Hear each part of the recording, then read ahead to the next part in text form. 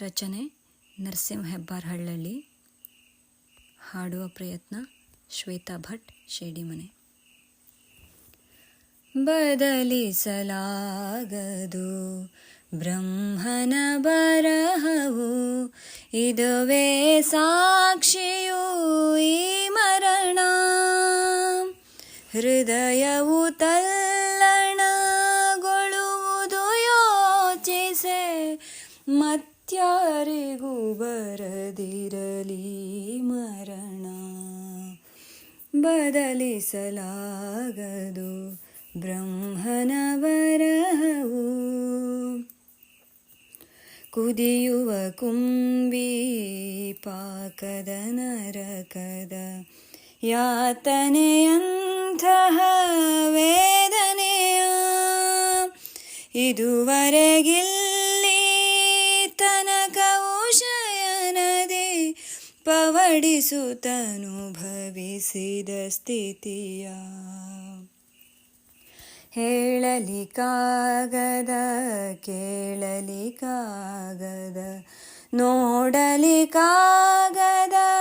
ಯಾತನೆಯ, ತಾಳುತ್ತ ತೊಳಲುತ್ತ ಸೈರಿಸಿಕೊಂಡರು ಕಠೋರ ಕಾಯಿಲೆ ವೇದನೆಯ. ಹೇಳಲು ಪದಗಳು ಸಾಲದು ಕಷ್ಟದ ಜೀವನ ನಡೆಸಿದರೀ ತನಕ. ಹೇಳುವುದಾರಿಗೆ ಪ್ರಾರಬ್ಧ ಕರ್ಮವು ಬಿಡದಾರಿಗೂ ಸುಮ್ಮನೆ ಇದು ಪಕ್ಕ. ಸೂಲ್ಮನೆ ರಾಮಜ್ಜ ದಂಪತಿಯುದರದಿ ಜನಿಸಿದರೆರಡನೇ ಮಗನಾಗಿ. ಧಾರ್ಮಿಕ ಭಾವನೆ ಸಾಧು ಸ್ವಭಾವದ ಸದ್ಗುಣವಂತರು ತಾವಾಗಿ. ಬಡತನ ಕಾಡುವ ಬವಣೆಯ ಜೀವನ, ದುಡಿದರು ಶ್ರಮಿಸುತ್ತ ಪ್ರಾಯದಲ್ಲಿ. ಕಡೆ ಕಡೆಗಾಗದೆ ಏನೋ ಕಾಯಿಲೆ ಚಿಕಿತ್ಸೆ ಪಡೆದರು ವೈದ್ಯರಲ್ಲಿ.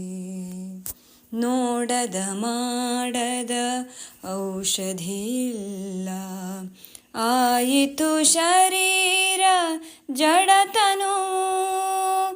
ಕಾಡುವ ರೋಗದ ವೇದನೆಗ್ಯಾವುದು ಫಲಿಸದೆ ಹೋಯಿತು ಔಷಧವು.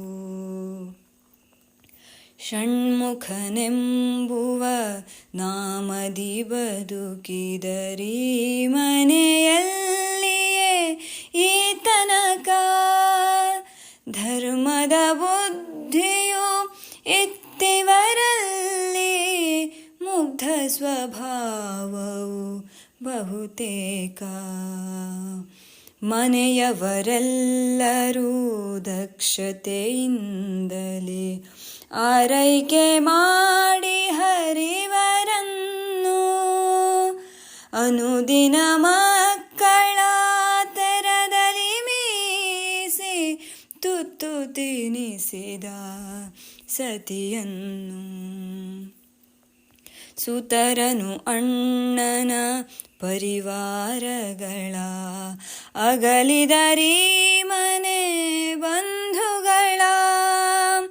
ಹಿತೈಷಿ ಜನಗಳ ನೆಂಟರಿಷ್ಟರ ತೊರೆದರು ತಮ್ಮೊಡನಾಡಿಗಳ.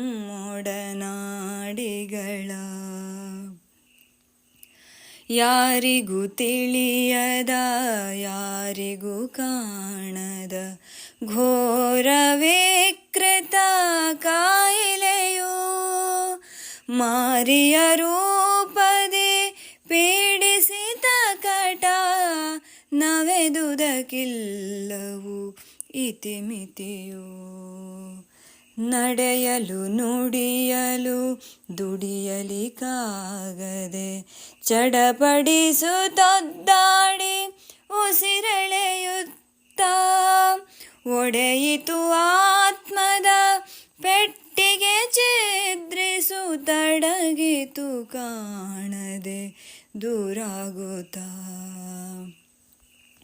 ಹಿಂದಿನ ಜನ್ಮದ ಕರ್ಮದ ಶೇಷವ ತೀರಿಸಲೆಂದೇ ಈ ಧರೆಗೆ ಬಂದಿಹ ಜೀವಿಗಳೆಲ್ಲರ ಮರಣವು ಒಂದೊಂದು ರೀತಿಯು ಅದು ಕೊನೆಗೆ. ಇದ್ದಾಗ ಸಾಕಷ್ಟು ನರಕವ ಕಂಡರು, ಇನ್ನಿಲ್ಲ ನರಕದ ಬಾಧೆ ಇವರಿಂಗೆ. ಉದ್ಧರಿಸಲಾದೇವನಾತ್ಮಕ್ಕೆ ಸುಖವಿತ್ತು, ಒದಗಿಸಲಿವರಾಶೀರ್ವಾದವು ಮನೆಗೆ. ಒದಗಿಸಲಿವರಾಶೀರ್ವಾದವು ಈ ಮನೆಗೆ. ಒದಗಿಸಲಾಶೀರ್ವಾದವು ಈ ಮನೆಗೆ.